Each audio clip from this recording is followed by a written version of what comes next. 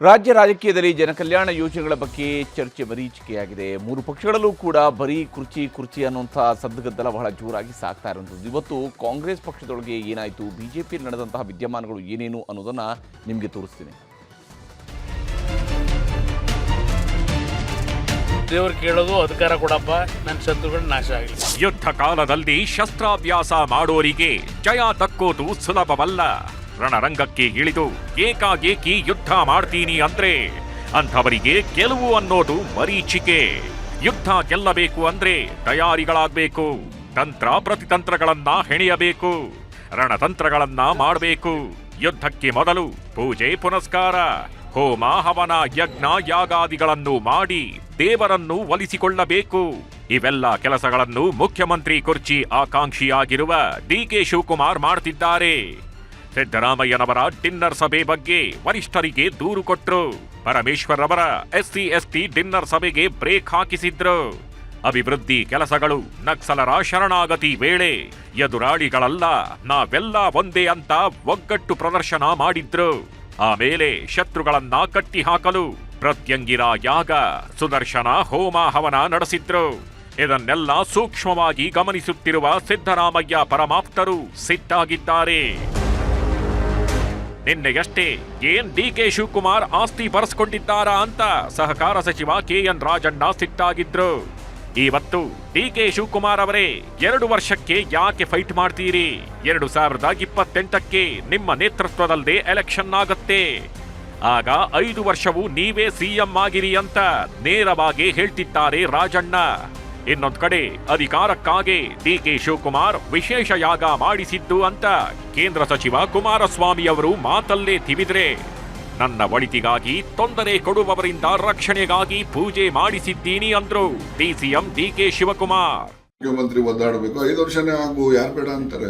ಒಂದು ವೇಳೆ ಡಿಕೆ ಶಿವಕುಮಾರ್ ಅವರಿಗೆ ಲಕ್ ಹೊಡೆದ್ರೆ ನೀವು ಅವ್ರ ಕ್ಯಾಬಿನೆಟ್ ಅಲ್ಲಿ, ನಾನು ಎಲೆಕ್ಷನ್ಗೂ ನಿಲ್ಲಲ್ಲ. ಅಲ್ಲ ಸರ್, ಈಗ ನಾನು ಯಾರ ಕ್ಯಾಬಿನೆಟ್ಗೂ ಮಂತ್ರಿ ಆಗ್ಬೇಕು ಅಂತ ಅಪೇಕ್ಷೆನೂ ಪಡಲ್ಲ. ಎಲ್ಲರೂ ದೇವರೇ ಕಾಪಾಡಬೇಕು. ಅಧಿಕಾರ ಬೇಕು ಅಂತೇಳಿ ಅಲ್ಲೆಲ್ಲೋ ಶತ್ರುನಾಶಕ್ಕೆ ಹೋಗೋದು, ಅದು ದೇವ್ರು ಕೇಳೋದು ಅಧಿಕಾರ ಕೊಡಪ್ಪ, ನನ್ನ ಶತ್ರುಗಳು ನಾಶ ಆಗಲಿ. ಹೌದ್ರಿ, ನಾನು ದಿನಾ ಪೂಜೆ ಮಾಡ್ತಾ ಇರ್ತೀನಿ, ದಿನಾ ದೇವ್ರು ನೋಡ್ತಾ ಇರ್ತೀನಿ.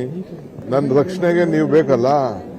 ಸೊ ನನಗೆ ನನ್ನ ಮನಸ್ಸಿಗೆ ನೆಮ್ಮದಿಗೆ ಸಮಾಧಾನಕ್ಕೆ ನನಗೆ ದೇವ್ರ ಬಗ್ಗೆ ನಂಬಿಕೆ ಇದೆ, ಧರ್ಮದ ಬಗ್ಗೆ ನಂಬಿಕೆ ಇದೆ, ನನ್ನ ಆಚರಣೆ ಬಗ್ಗೆ ನಂಬಿಕೆ ಇದೆ. ಸೊ ನಾನು ಮಾಡ್ತಾ ಇರ್ತೀನಿ. ಡಿಕೆ ಶಿವಕುಮಾರ್ರಿಗೆ ಸ್ವಪಕ್ಷದವರಿಂದಲೇ ತೊಂದರೆ ಆಗಿದ್ಯಾ ಅಥವಾ ವಿರೋಧ ಪಕ್ಷದವರಿಂದಲೇ ತೊಂದರೆ ಆಗಿದ್ಯೋ ಗೊತ್ತಿಲ್ಲ. ಆದ್ರೆ ಕಾಂಗ್ರೆಸ್ನ ಒಳಗೆ ಕುರ್ಚಿ ಕದನ ನಡೀತಿರೋದಂತೂ ನಿಜ. ಒಂದ್ ಕಡೆ ಡಿಕೆ ಶಿವಕುಮಾರ್ ಮುಖ್ಯಮಂತ್ರಿ ಹುದ್ದೆ ಮೇಲೆ ಕಣ್ಣಿಟ್ಟಿದ್ದಾರೆ. ಆದ್ರೆ ಸಿದ್ದರಾಮಯ್ಯ ಮತ್ತು ಆಪ್ತರ ಬಣ ಮುಖ್ಯಮಂತ್ರಿ ಕುರ್ಚಿ ಬಿಡೋದು ಬೇಡ, ಹಾಗೆ ಡಿಕೆ ಶಿವಕುಮಾರ್ ಕೆಪಿಸಿಸಿ ಕುರ್ಚಿನೂ ದಲಿತರಿಗೆ ಕೊಡಿಸೋಣ ಅನ್ನೋ ಲೆಕ್ಕಾಚಾರ ಹಾಕಿದ್ದಾರೆ. ಈಗ ಜನವರಿ 14 ಸಂಕ್ರಾಂತಿ ದಿನ ಕಾಂಗ್ರೆಸ್ ನಾಯಕರ ದಂಡು ದೆಹಲಿಗೆ ಹೋಗ್ತಿದೆ.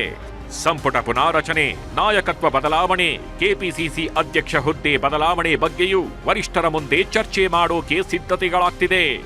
ಜನವರಿ 14ರ ಬಳಿಕ ಏನೇನಾಗುತ್ತೋ ನೋಡಬೇಕು. ಇದಿಷ್ಟು ಕಾಂಗ್ರೆಸ್ ಪಕ್ಷದೊಳಗಿನ ಕಿಚ್ಚಿನ ಕಥೆಯಾದ್ರೆ, ರಾಜ್ಯ ಬಿಜೆಪಿ ಮನೆಯಲ್ಲೂ ಬಂಡಾಯದ ಬೆಂಕಿಯನ್ನ ಎಷ್ಟೇ ಪ್ರಯತ್ನ ಪಟ್ರೂ ಆರಿಸೋಕೆ ಆಗ್ತಿಲ್ಲ. ಬಂಡಾಯದ ಬೆಂಕಿ ಆರಿಸೋಕೆ ಇವತ್ತು ಬಿಜೆಪಿಯಲ್ಲಿ ಸಭೆ ಮೇಲೆ ಸಭೆಗಳು ನಡೆಯಿತು. ಬೆಂಗಳೂರಲ್ಲಿ ಬಿಜೆಪಿ ರಾಜ್ಯಾಧ್ಯಕ್ಷ ವಿಜಯೇಂದ್ರ ನೇತೃತ್ವದಲ್ಲಿ ಪರಾಜಿತ ಅಭ್ಯರ್ಥಿಗಳ ಜೊತೆ ಸಭೆ ನಡೆಯಿತು. ಸಭೆಯಲ್ಲಿ ಮಾಜಿ ಸಿಎಂ BS ಯಡಿಯೂರಪ್ಪ, ಪರಿಷತ್ ವಿಪಕ್ಷ ನಾಯಕ ಛಲವಾದಿ ನಾರಾಯಣಸ್ವಾಮಿ ಸೇರಿದಂತೆ ಮಾಜಿ ಹಾಲಿ ಶಾಸಕರು ಹಾಗೂ ಸಂಸದರು ಸಭೆಯಲ್ಲಿ ಭಾಗಿಯಾಗಿದ್ರು. ಸಭೆಯಲ್ಲಿ ಮಾಜಿ ಸಿಎಂ ಯಡಿಯೂರಪ್ಪ ಮಾತನಾಡಿ, ಮುಂದಿನ ವಾರದಿಂದ ನಾನು ರಾಜ್ಯದ ಪ್ರತಿಯೊಂದು ಜಿಲ್ಲೆಗೆ ಸಾರ್ವಜನಿಕ ಸಭೆ ಮಾಡುತ್ತೇನೆ. ಮುಂದಿನ ಗ್ರಾಮ ಪಂಚಾಯತ್ ಚುನಾವಣೆಗೆ ಸಂಬಂಧಿಸಿದಂತೆ ಕಾರ್ಯಕರ್ತರ ಸಭೆ ಮಾಡುತ್ತೇವೆ. ಪ್ರತಿ ಬೂತ್ ಮಟ್ಟದಲ್ಲಿ ಕಾರ್ಯಕರ್ತರನ್ನ ಒಗ್ಗೂಡಿಸುವ ಕೆಲಸ ಮಾಡುತ್ತೇವೆ. ಮುಂದಿನ ವಾರದಿಂದ ದಿನಕ್ಕೆ 2 ಜಿಲ್ಲೆಯಂತೆ ಪ್ರವಾಸ ಮಾಡುತ್ತೇನೆ ಅಂತ ಹೇಳಿದ್ರು. ಮುಂದಿನ ವಾರದಿಂದ ರಾಜ್ಯದ ಪ್ರತಿಯೊಂದು ಜಿಲ್ಲೆಗೆ ಅಲ್ಲಿರುವಂಥ ಪ್ರಮುಖ ಕಾರ್ಯಕರ್ತರ ಜೊತೆ ಒಂದು 500 ಜನ 600 ಜನ ಕಾರ್ಯಕರ್ತರನ್ನು ಸೇರಿಸಿ ಮುಂದಿನ ಗ್ರಾಮ ಪಂಚಾಯತಿ, ತಾಲೂಕು ಪಂಚಾಯತಿ ಚುನಾವಣೆ, ಅಸೆಂಬ್ಲಿ ಈ ಎಲ್ಲ ಹಿನ್ನೆಲೆಯಲ್ಲಿ ಪ್ರವಾಸ ಮಾಡಬೇಕು ಅಂತ ಇವತ್ತು ನಿರ್ಧಾರ ಮಾಡಿದ್ದೇವೆ. ಮುಂದಿನ ವಾರದಿಂದ ದಿನಾಂಕ ನಿಶ್ಚಯ ಮಾಡಿ ದಿನಕ್ಕೆ 2 ಜಿಲ್ಲೆಗಳಿಗೆ ಪ್ರವಾಸ ಮಾಡುವಂಥ ಕಾರ್ಯಕ್ರಮ ಹಮ್ಮಿಕೊಂಡಿದ್ದೇವೆ. ಬಿಜೆಪಿ ರಾಜ್ಯಾಧ್ಯಕ್ಷ ಬಿವೈ ವಿಜಯೇಂದ್ರ ಕೆಲಸದ ಒತ್ತಡ ಬೇರೆ ಬೇರೆ ಕಾರಣಕ್ಕೆ ಸಭೆ ಮಾಡಲು ಆಗಿರಲಿಲ್ಲ. ಎಲ್ಲರನ್ನೂ ವಿಶ್ವಾಸಕ್ಕೆ ತೆಗೆದುಕೊಂಡು ಜಿಲ್ಲಾ ಪಂಚಾಯತ್, ತಾಲೂಕ್ ಪಂಚಾಯತ್ ಚುನಾವಣೆ ಎದುರಿಸಬೇಕು ಅಂತ ಚರ್ಚೆ ಮಾಡಿದ್ದೇವೆ ಅಂದ್ರು. ಜೊತೆಗೆ ಬಿಜೆಪಿಯಲ್ಲಿ ಭಿನ್ನಮತ ಇದೆ ಅನ್ನೋದನ್ನು ಒಪ್ಪಿಕೊಂಡ್ರು. ಸಣ್ಣ ಪುಟ್ಟ ಗೊಂದಲ, ವ್ಯತ್ಯಾಸಗಳು ಇರುತ್ತವೆ. ಅದೆಲ್ಲವನ್ನೂ ವರಿಷ್ಠರು ಗಮನಿಸುತ್ತಿದ್ದಾರೆ. ಬಿಎಸ್ವೈ ಸೇರಿ ಎಲ್ಲ ಹಿರಿಯರು ಮಾರ್ಗದರ್ಶನ ನೀಡಿದ್ದಾರೆ. ಪಕ್ಷವನ್ನು ಬಲಪಡಿಸೋ ಕೆಲಸ ಮಾಡ್ತೀನಿ ಅಂದ್ರು ವಿಜಯೇಂದ್ರ. ಯಾವುದೇ ರೀತಿಯ ಬಲ ಪ್ರದರ್ಶನ ಆಗಲಿ, ಯಾರನ್ನೋ ಪಕ್ಷದಿಂದ ಉಚ್ಚಾಟನೆ ಮಾಡಬೇಕು ಈ ವಿಚಾರ ಆಗಲಿ, ಇದ್ಯಾವುದು ಕೂಡ ಈ ವಿಚಾರನ ಇಟ್ಕೊಂಡು ಸಭೆ ಸೇರಿರ್ತಕ್ಕಂಥದ್ದಲ್ಲ. ಆದರೆ ಇವತ್ತಿನ ಸಭೆ ಇವೆಲ್ಲವನ್ನು ಕೂಡ ಬದಿಗಿಟ್ಟು ಪಕ್ಷವನ್ನು ಬಲಪಡಿಸ್ತಕ್ಕಂಥ ನಿಟ್ಟಿನಲ್ಲಿ ಎಲ್ಲರನ್ನೂ ಕೂಡ ಜೊತೆಲಿ ತೆಗೆದುಕೊಂಡು ಹೋಗಬೇಕು, ಈ ನಿಟ್ಟಿನಲ್ಲಿ ಸಭೆಯನ್ನು ಮಾಡಿದ್ದು. ಬಿಜೆಪಿ ಸಭೆಯಲ್ಲಿ ಯಡಿಯೂರಪ್ಪ ವಿರೋಧಿ ಬಣ ಅಂದ್ರೆ ಬಸನಗೌಡ, ಪಾಟೀಲ್, ಯತ್ನಾಳ್ ಅಂಡ್ ಟೀಮ್ ಅನ್ನ ಪಕ್ಷದಿಂದ ಉಚ್ಚಾಟಿಸಬೇಕು ಅನ್ನೋ ಕೂಗು ಕೇಳಿ ಬಂದಿತ್ತು. ಆಪ್ತರು ಎತ್ತಿದ ಕೂಗಿಗೆ ಯಡಿಯೂರಪ್ಪ, ವಿಜಯೇಂದ್ರ ಸೇರಿ ಅನೇಕರು ದನಿಗೂಡಿಸಿ ಕೆಲವು ಸಲಹೆಗಳನ್ನು ಕೊಟ್ರು. ಬೂತ್ ಮಟ್ಟದಲ್ಲಿ ಮೊದಲು ಪಕ್ಷ ಬಲಪಡಿಸೋಣ. ಒಂದಿಬ್ಬರು ಹಗುರವಾಗಿ ಮಾತಾಡ್ಲಿ, ಅವರ ಬಗ್ಗೆ ತಲೆ ಕೆಡಿಸ್ಕೊಳ್ಬೇಡಿ, ಆರಾಮಾಗಿರಿ. ಕೇಂದ್ರ ನಾಯಕರು ಕಣ್ಮುಚ್ಚಿ ಕೂತಿದ್ದಾರೇನೋ? ಖಂಡಿತ ಇಲ್ಲ, ಎಲ್ಲವನ್ನೂ ಗಮನಿಸ್ತಾಗಿದ್ದಾರೆ. ಸೂಕ್ತ ಸಂದರ್ಭದಲ್ಲಿ ಏನು ಕ್ರಮ ಆಗ್ಬೇಕೋ ಆಗುತ್ತೆ. ರಾಷ್ಟ್ರೀಯ ನಾಯಕರ ಬಗ್ಗೆ ಯಾವುದೇ ಸಂಶಯ ಬೇಡ. ಪಕ್ಷ ವಿರೋಧಿ ಚಟುವಟಿಕೆ ನಡೆಸೋರ ಮೇಲೆ ಶಿಸ್ತು ಕ್ರಮಕ್ಕೆ ಮೋದಿಜಿ, ಅಮಿತ್ ಶಾ ಸಿದ್ಧರಾಗಿದ್ದಾರೆ ಅಂತ ಆಪ್ತರಿಗೆ ಯಡಿಯೂರಪ್ಪ ಸಂದೇಶ ಕೊಟ್ಟಿದ್ದಾರೆ.